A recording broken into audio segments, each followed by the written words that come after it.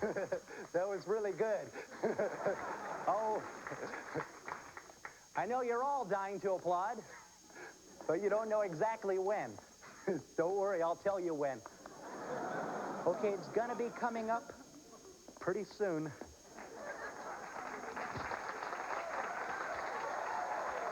Come on now! Now! Thank you.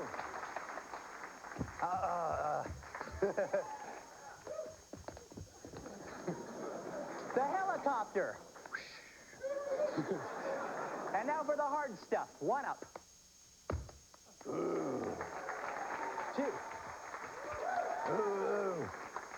I can tell you're stunned. Do you want to see all 3? So do I. Here goes.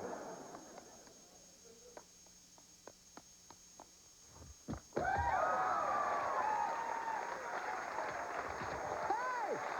Thank you! Thank you very much! Oh, go on. The kick up into 4. Up, Sheba. Yow. Wow, I wish you could see it from here. This one's called the air traffic controller's nightmare. Meow, meow, meow. Uh-oh. Now for the hardest part. Stopping. Oh, that didn't work.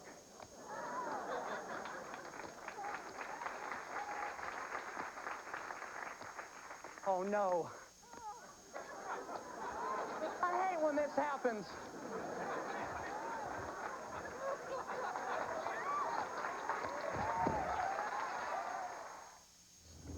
So I wore my slippers to the office again. That's okay. I always keep an extra pair of pumps in this cabinet, so there's nothing to worry about.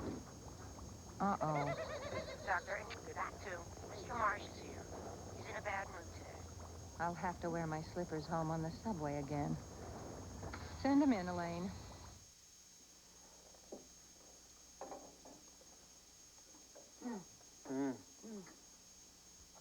Honey, we did it. We improved our recipe. We're geniuses. Honey, I think the time has come for us to open our own restaurant. Oh, honey, say you really mean that, and I'll quit my job tomorrow. I mean it. Tomorrow we both quit our jobs and we apply for a business loan. You've typed your last letter and I've washed my last elephant. At last, we're going to be doing what we really love. Oh, I just thought of a name for the place, Honey. Honey. Oh, honey. Honey, oh, I hope you're as happy about this as I am. I'm trembling with happiness. Oh, thank you, honey. Excuse me.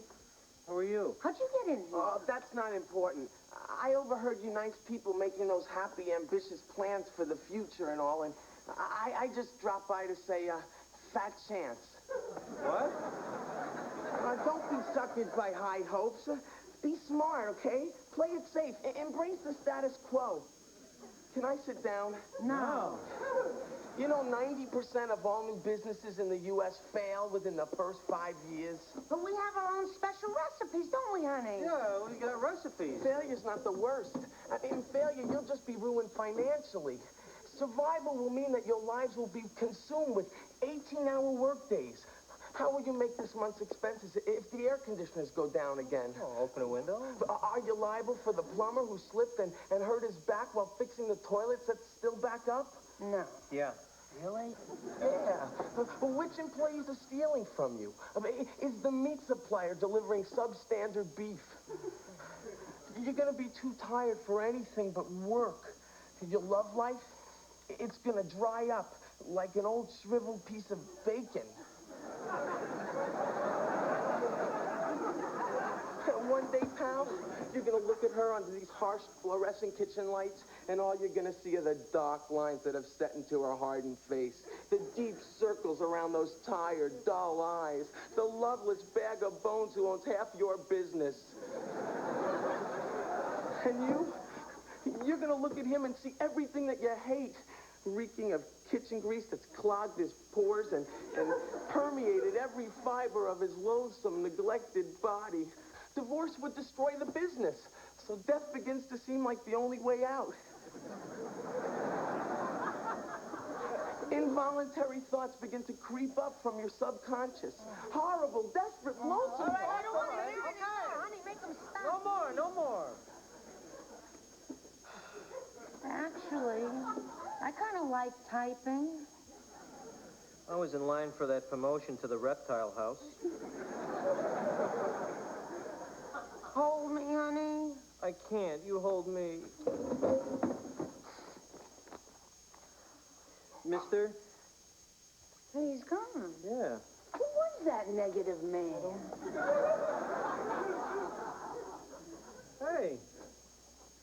That was... Dreambuster. Thank you, Dreambuster, wherever you are. The next time you reach for the stars, remember, the average arm is 2.5 feet long. The nearest star, 25 trillion miles away. Well, Mr. Marsh, how are you feeling today? Say, do you mind turning that fan off? I don't have a fan. Well? Well, Dr. Nkadatu, I feel cranky. So do I.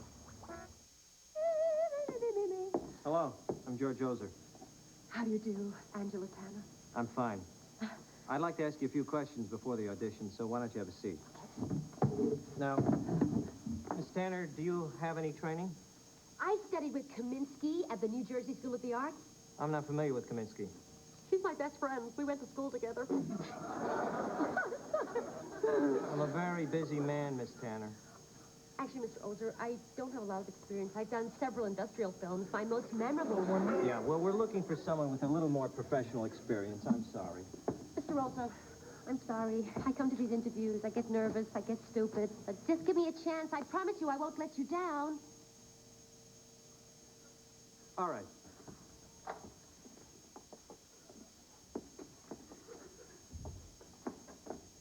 And now, Miss Angela Tanner.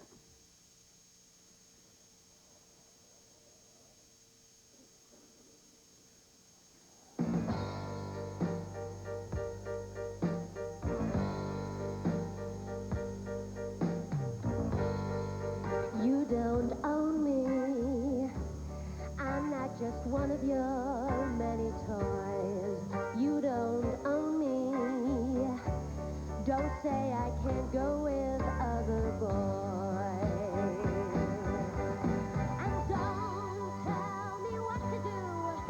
And don't tell me what to say. And please, when I go out with you, don't put me on display.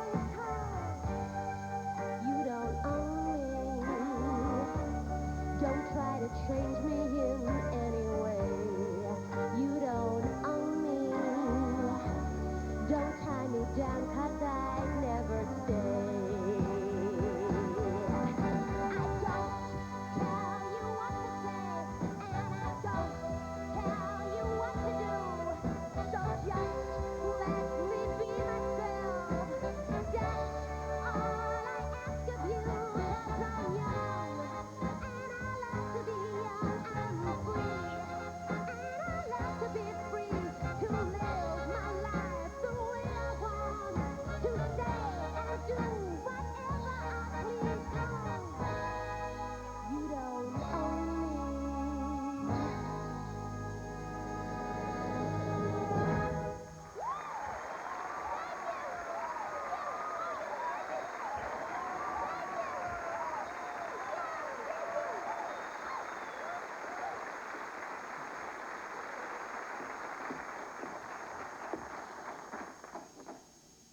I'll let you know.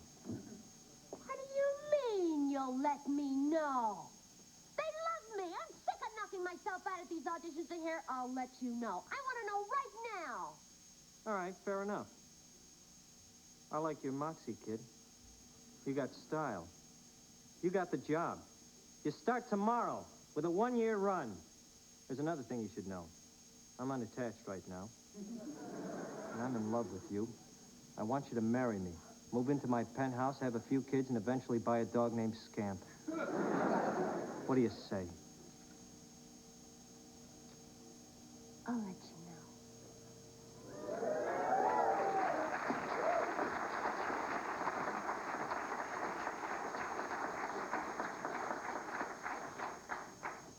Next.